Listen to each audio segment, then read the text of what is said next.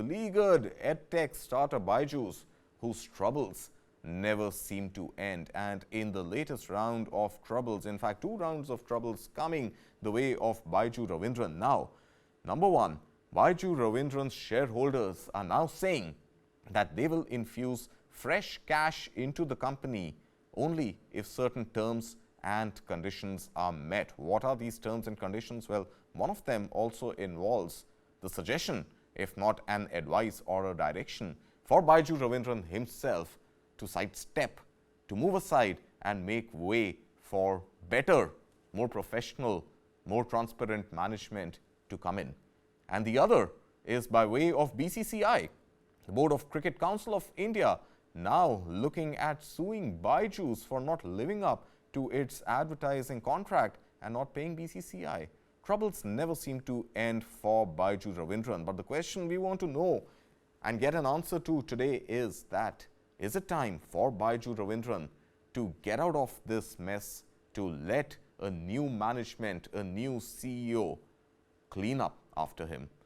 Mr. Subramanian, thank you for staying on with us. Byju Raveendran, once celebrated as the hero of startups, representing the most valued Indian startup at $22.8 billion, and now this fall from grace. The issues never seem to end. They are yet to file their audited reports for FY23. 31st March 2023 is when the financial year ended. We are almost 8 months or so into the new financial year. And in fact, even FY22 reports, audited financials were filed only in the first week of November, a good 18-19 months after the year ended. And troubles on account of investments, on account of written down values on books of investors, on a Term B loan of $1.2 billion, distressed sale of Great Learning and Epic yet to take off, a David Kempner loan of about $400 million or so paid by Ranjan Pai, a new board because the old board felt there are enough and more governance issues for them to continue on the board. What is really going on, and how should an unlisted company like Byju's take it from here? Yeah, obviously, all the misdeeds of the past is sort of seem to be coming to haunt Byju's. And the explosive growth, or the I would say the not putting in place processes and ethics and compliance matters, all are coming to haunt them at one go.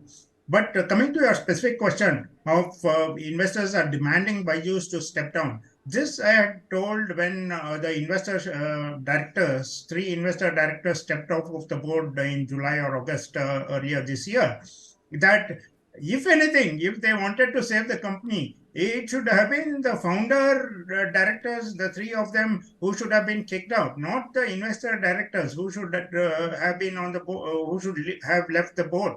Yeah. Because at the end of the day, it is the Byju's as a company needs to be saved from the founders, not from others. So right? Is it time for Byju Raveendran to step down? In your independent view, you're not an investor, there are no public shareholding of Byju's, but in your personal opinion, if this is not the time for Byju Raveendran to step down, then when would be the right time?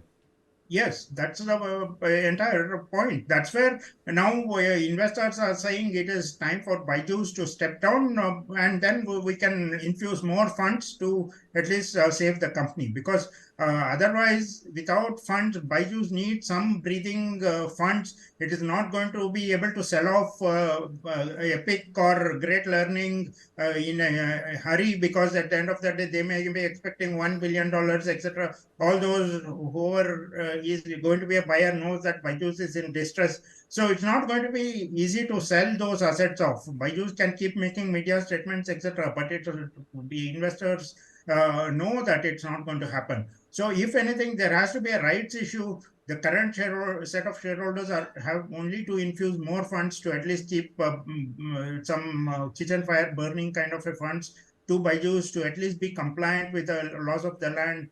For example, they may not have paid TDS, EPF, etc., employees provident fund, all these GST payments, etc. So all these at least compliance things should be done with. So for that matter, if shareholders are to infuse new funds, they are expecting BYJU'S to step up, which is fair. All right, Mr. Shriram Subramanian, pleasure having you this morning on these very important stories, and we'll keep coming back to you for your inputs as we move on. But for now, thank you so much for joining us.